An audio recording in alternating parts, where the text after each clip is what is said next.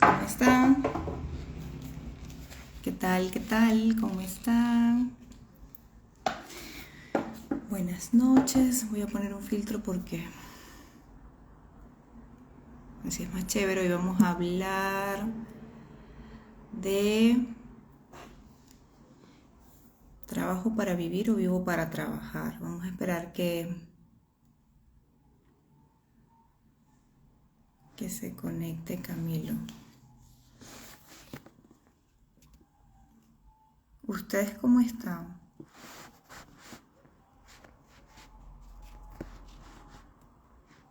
Buenas noches. Aquí está Camilo. Vamos a aceptarlo. Buenas noches. Hola, Sujei. Hola, Camilo. Ahora Hola, sí te veo. ¿cómo Hola, estás? bien, ¿y tú? Muy bien. Tratando de, tratando de poner el nombre, a ver. ¿Qué tal, cómo estás? Cuéntame. Bien, bien, aquí llegando al trabajo. Corriendo. Sí, sí, efectivamente. ¿Literalmente o metafóricamente corriendo? Literalmente. Hoy tenemos un tema interesante. Trabajar para vivir o vivir para trabajar. Sí, Estaba dándole la bienvenida a los que están acá y comentándoles un poco de qué va lo que vamos a hacer el día de hoy. Es un poco tratar de identificar o humanizar esta idea del trabajo y humanizarlo desde diversos aspectos, no solamente desde el que emplea, sino del que va a buscar empleo. Entonces, un poco hablar acerca de eso. Me gustaría que comenzáramos un poco por identificar más o menos cuáles son la idea general de los sistemas laborales que tenemos actualmente, de forma muy general. bueno, cuando ¿En nosotros qué están hablamos, enfocados? ¿Hacia dónde va orientado el sistema laboral? claro, lo que nosotros concebimos, lo que normalmente nosotros concebimos como sistemas laborales, está más pensado hacia ese tipo de generación de utilidades, de generación de productividad. Entonces hay diferentes marcos, los más conocidos, los más preponderantes son los del sistema capitalista, en las cuales se busca que se tenga se tenga un elemento del marco de la producción, donde se genere Claro, una serie de enfocado empleos en generar resultados. de generar resultados donde la mano de obra hace parte de ese proceso del producto, ¿sí? Así es. Y hay otras que ya son tipo comunista socialista, donde más es como ese ámbito de que la institucionalidad del Estado y del gobierno social es el que va haciendo la producción desde un ámbito mucho más, pues decirlo, mucho más equiparable o equitativo, mientras que los otros vienen siendo como un elemento más privado. De ahí surgen los términos de contrato. En teoría, eh, pero la mayoría de los sistemas laborales están orientados a que el trabajador desarrolle una actividad remunerada en la mayoría de los casos y que esta actividad remunerada responda a unas necesidades específicas de una empresa, institución, organización, departamento o espacio. Entonces, esta respuesta tiene que ir en base a unos resultados. Yo te contrato a ti para que tú me des unos resultados a mí como empleador y en función de esos resultados tú vas a generar un dinero de allí, un ingreso que sí, funcionará o no para ti. Esa es un poco la idea general del trabajo. Sin embargo, en lo más profundo, en la profundidad de por allá de la conciencia laboral está todo este tema filosófico, ¿no? Lo que son las implicaciones de para qué buscamos trabajo, de hacia dónde van orientadas nuestras creencias y nuestros esquemas mentales en función de cuándo vamos incluso a una entrevista, a mostrar nuestras capacidades, más allá de que lo podemos hablar en otro lugar, en otro momento, el tema del desarrollo vocacional y la madurez vocacional. Tiene que ver cuando ya yo he desempeñado una profesión o una ocupación y voy a insertarme en el ambiente laboral para desempeñar una actividad. Entonces, esto también tiene un marco de creencia que van dado desde la persona que va a hacer o a emprender la solicitud. ¿Tú cómo lo ves? Claro, entonces algo que hay que tener en cuenta es que ahí se comienza a ver ese término de los contratos y de las relaciones que hay dentro de ese ámbito laboral, unas relaciones de poder que están consensuadas y que tienen unos términos, si lo vemos desde el marco de la psicología social. Entonces, ahí comenzamos a ver que tanto el individuo que da el servicio, que da de cierta manera el ámbito del laburo, del trabajo, permite o da unos términos para que, quien lo contrate le dé un espacio, unas actividades específicas para poder realizar un producto finalmente.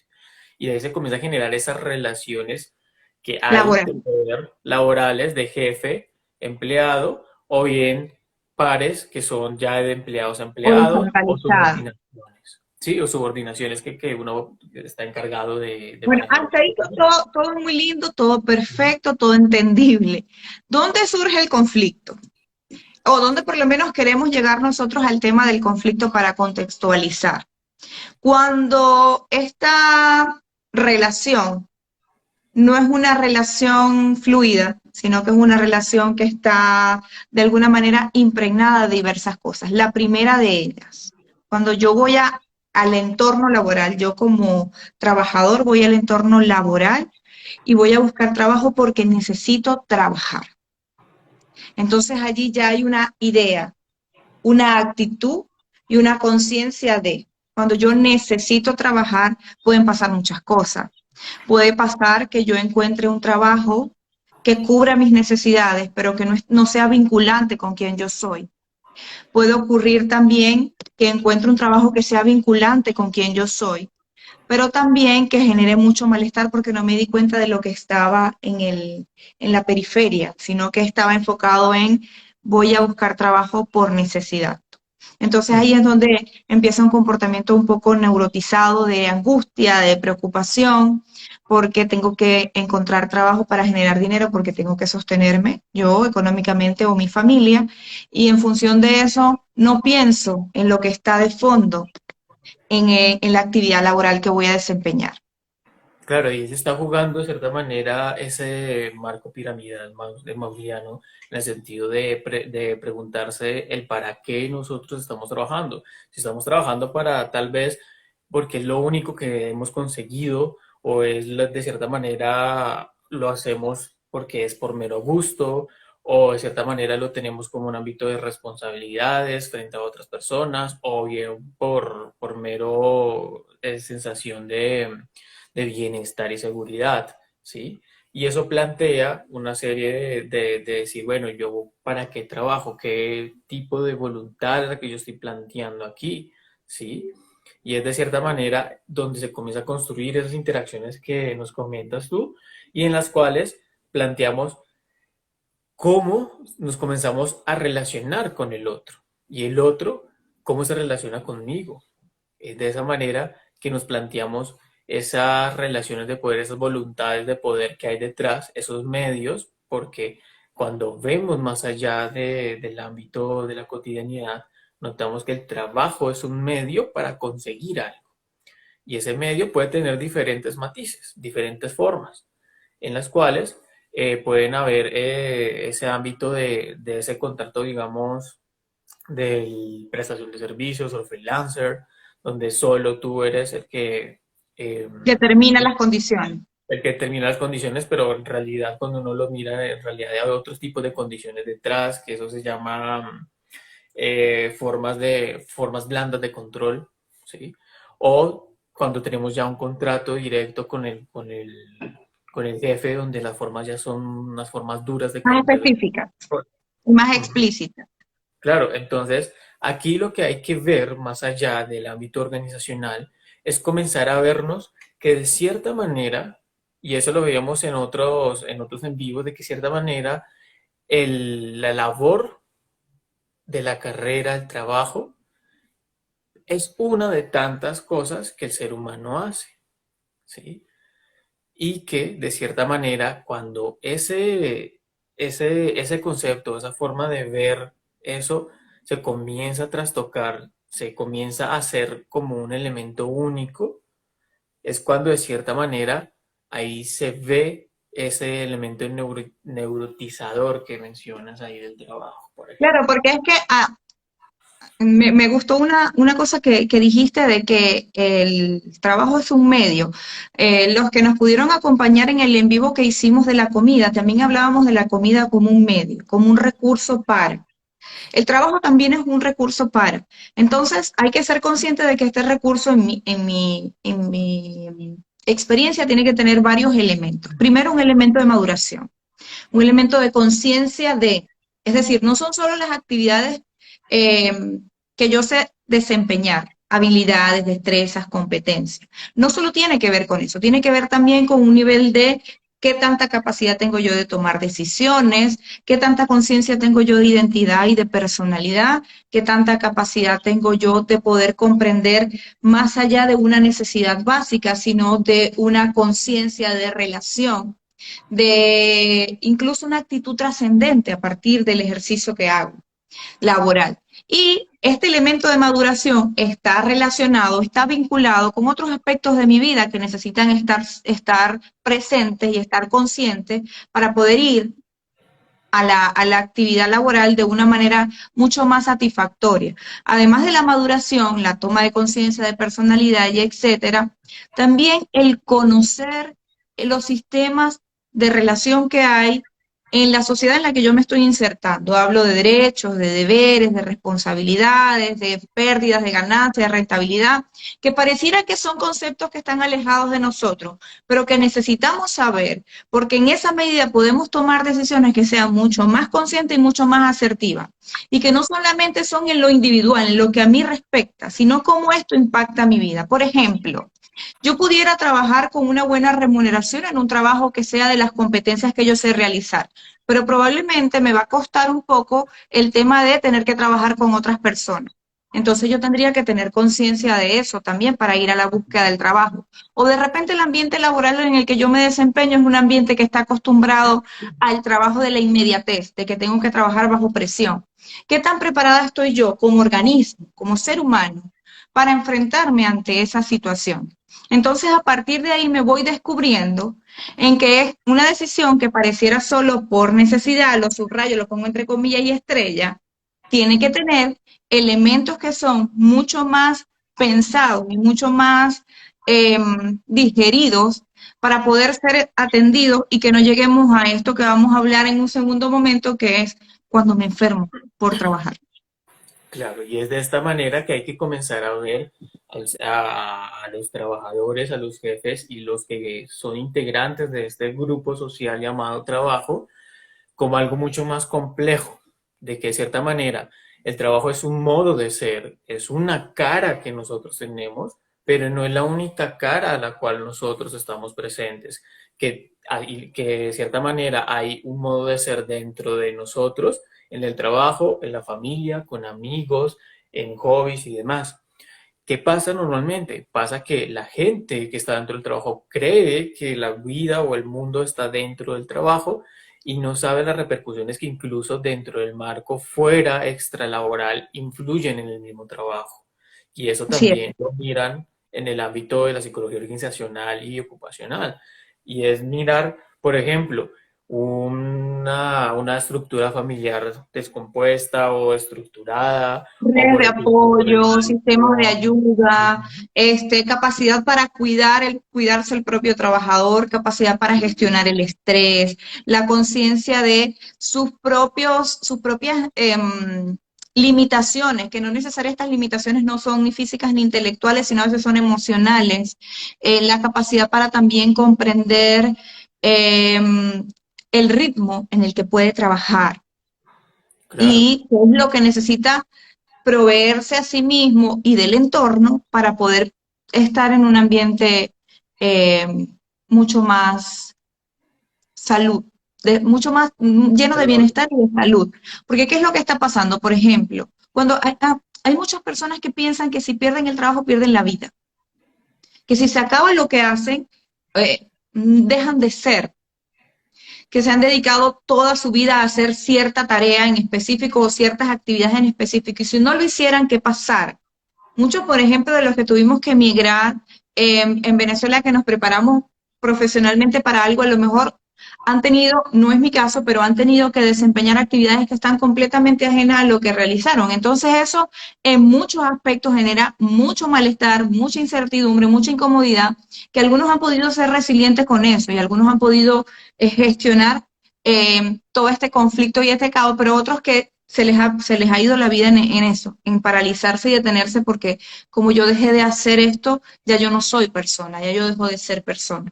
Entonces, un poco lo que hablabas, ¿no? El término de tener conciencia de que el trabajo es una parte de lo que somos, una parte importante y significativa de ser adulto, pero que no es lo único que somos, ni no es lo único que nos define. Es decir, a ti no te definen por ser psicólogo, al otro no lo definen por ser ingeniero, por ser arquitecto. Lo que es el ser humano va más allá de las actividades que desempeña solamente. Claro, entonces desde el marco del existencialismo dentro del ámbito laboral se plantea ese aspecto heideggeriano de mirar al otro, comenzar a identificar esa otredad referida a ese trabajador, a ese cliente incluso, a ese compañero de trabajo y ver sus peculiaridades, ver cómo está estructurada su familia, ¿sí? Porque de cierta manera eso que está externamente extramural es lo que muchas veces afecta incluso en el rendimiento laboral. También se lleva a esa identificación del otro, a generar esas relaciones de poder. Muchas veces se encuentra dentro de esos aspectos o red flag ese aspecto de la subyugación por el hecho de tener esa capacidad de poder, decir, oh, tengo el poder, entonces puedo decidir lo que yo quiera frente a los demás.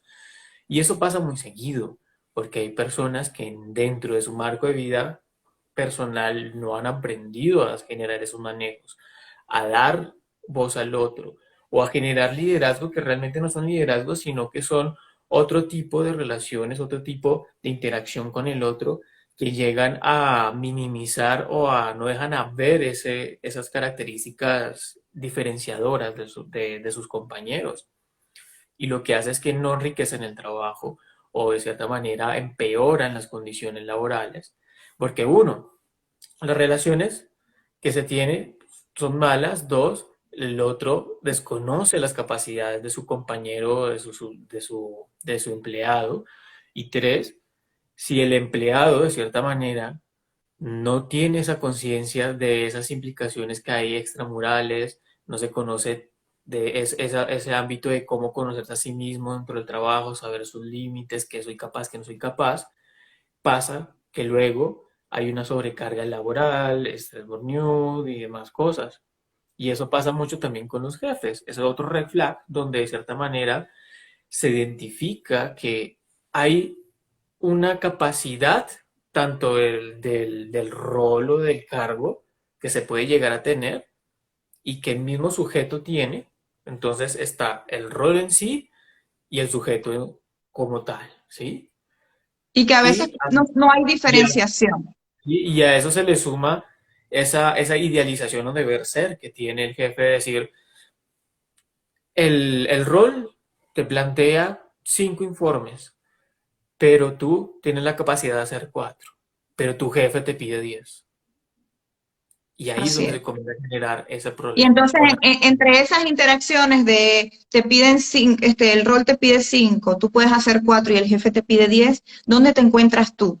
¿Y cómo te encuentras tú para solucionar esa situación que pareciera ser una tontería, pero que a veces desajusta tanto a la persona, actividades tan pequeñas como esta, que lo llevan a la saturación y evidentemente a problemas de salud mental que pueden ser severos si no se atienden? Ujú. Eh, la gran enfermedad de esta época que se llama estrés, que no sabemos muy bien de qué va, pero todos estamos estresados. Ansiedad, depresión, cansancio, agotamiento extremo, frustración. ¿Cómo aparece la frustración cuando se desempeña una actividad laboral sin tomar conciencia de qué es lo que está pasando conmigo que estoy haciendo esto, para qué lo estoy haciendo y que no necesariamente esta respuesta sea porque necesito dinero. Entonces, todos estos factores suman a la hora de ser conscientes de cómo se va deteriorando nuestra salud mental siendo trabajadores. Ya para contarles una experiencia antes de darte la palabra, Camilo, por ejemplo, yo me encuentro haciendo una actividad laboral que elegí. Soy trabajador independiente, no tengo jefe en este momento. Y además de eso, me encuentro haciendo una de las cosas que más disfruto hacer, que es el trabajo en la psicoterapia. Sin embargo, el mismo trabajo o el mismo ejercicio de la psicoterapia me genera mucho agotamiento, me genera mucho malestar. Y esto me ha traído, por supuesto, el punto en el que tenga que acudir a pedir ayuda por esta preocupación.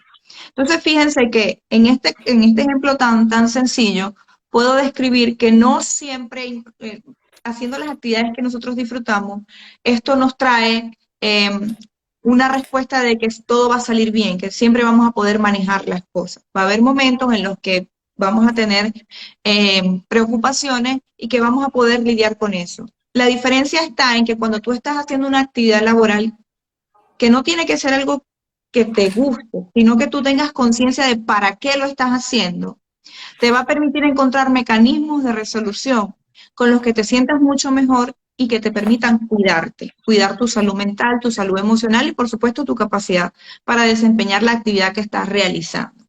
A ver, ¿tú qué opinas?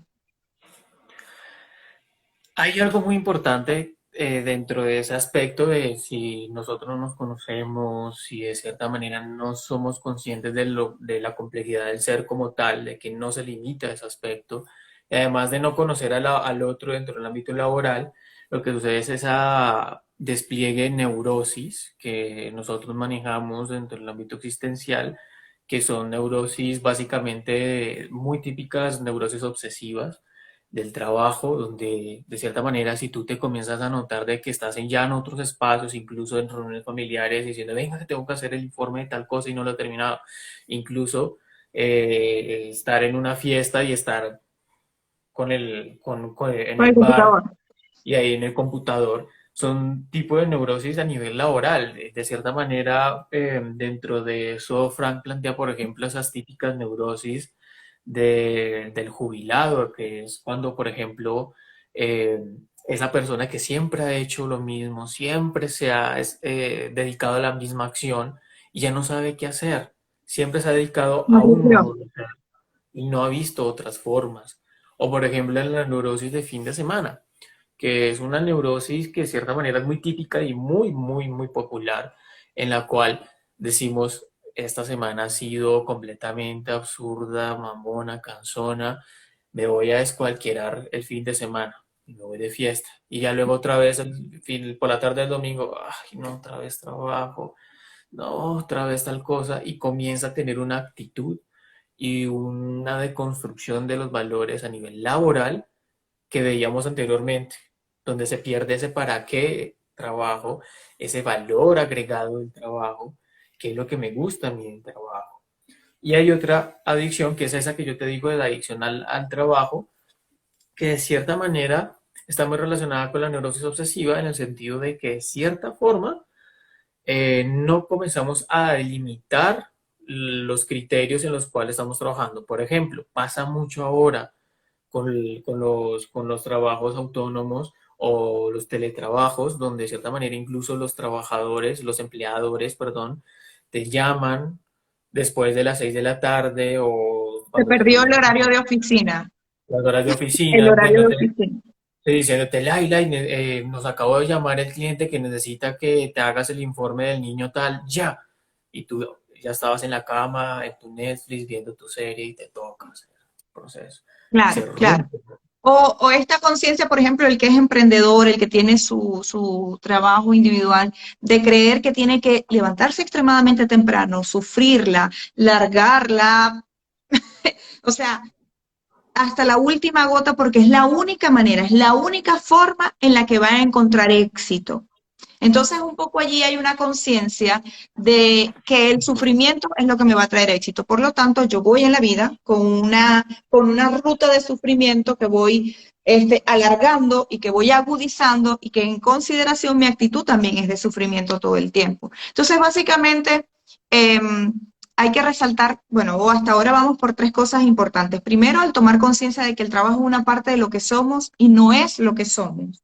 Lo segundo, estas posibilidades de descubrir quiénes somos a la hora de empezar a buscar un espacio laboral y que no, esto no se limite solamente a las habilidades y a las destrezas, sino a un tema de conciencia y de personalidad. También cuáles son mis valores. Y los valores no tienen que ver con este concepto de moralidad, sino con esto que tiene significado en mi vida, lo que adquiere valor, importancia en mi vida. Esta pregunta del para qué. ¿Para qué hago lo que hago? Y que vaya más allá de solamente es lo hago por dinero.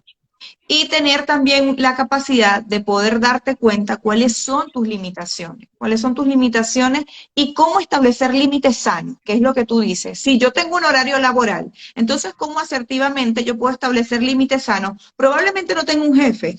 Yo misma, conmigo, ¿cómo establezco estos límites? ¿Cuándo apago la computadora? ¿Cuándo cierro el celular? ¿Cuándo dejo de contestar? Y no me siento culpable y no me siento irresponsable, sino que me estoy dando cuenta que es un espacio que yo me permito para hacer otra cosa, más allá del trabajo. Claro, y como buen nihilista que somos, hay que comenzar a romper la retórica de que hay que ponerse la camiseta, es que el trabajo es una familia. Eso hay que deconstruirlo y saber de que la familia es la familia y el trabajo es trabajo. Sí, tú puedes generar vínculos chéveres, geniales dentro del ámbito laboral, pero una cosa no quita la otra. Y Así es. otra, de ponerse la camiseta, acá se le dice ponerse la camiseta a esa persona excesivamente dedicada, que se pasa de esas horas, que se extralimita, En que va a Venezuela le ir. dicen otra forma, pero no lo voy a decir porque es una grosería. Ok. Entonces, hay que comenzar a deconstruir esa retórica adicional a ese aspecto del trabajo emprendedor, del éxito, de que el éxito viene cuando nosotros ganamos mucho dinero y demás, porque de cierta manera esa retórica realmente demuestra que no hay un sentido real, no hay un trasfondo detrás del por qué estamos consiguiendo esto. Así es. Hay un autor muy interesante, logoterapeuta, llamado Juan Carlos Carvajal, que es organizacional. Y él plantea algo muy interesante y es que te formula o te hace cuestionar diciendo, yo dentro del trabajo, ¿qué aspectos de mi labor hacen que aporten a la sociedad?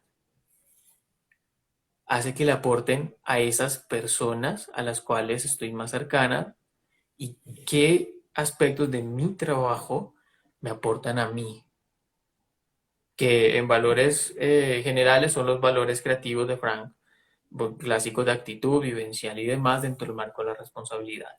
Pero son cuestionamientos que te dicen si realmente estamos haciendo algo que es trascendente, que te dice, yo hago este trabajo, no sé, de ser bibliotecaria porque con esto ayudo a los niños a que se instruyan o que se vayan siendo el interés en los libros. O yo hago abogacía porque quiero que la sociedad sea más justa y con esto aporto y cuando hago pro bonos ayudo a esas personas que Claro, necesitan y esa que no tiene ayuda. mucho que ver tampoco con una labor extremadamente altruista, sino con una conciencia de que el ejercicio de lo que yo hago impacta a otro, directa o Ujú. indirectamente, lo quiera o no lo quiera, cualquiera, porque hasta el que trabaja en un laboratorio, al que trabaja haciendo un medicamento, el que trabaja con personas, el que trabaja con máquinas, todos impactamos a los otros, porque somos seres en relación. Entonces, en esa conciencia de mi actividad impacta a otro, ¿cómo ese impacto yo quiero que se vea? ¿Cómo quiero que se proyecte?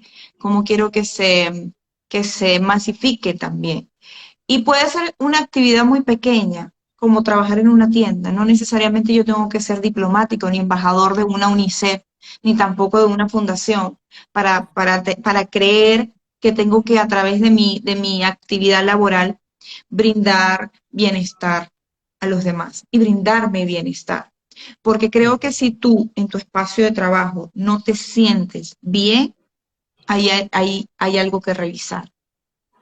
Claro, y de forma viceversa en el sentido de los empleados. Y es decir, cómo mi empresa está aportando eso que nosotros acá llamamos responsabilidad social, Social. ¿sí?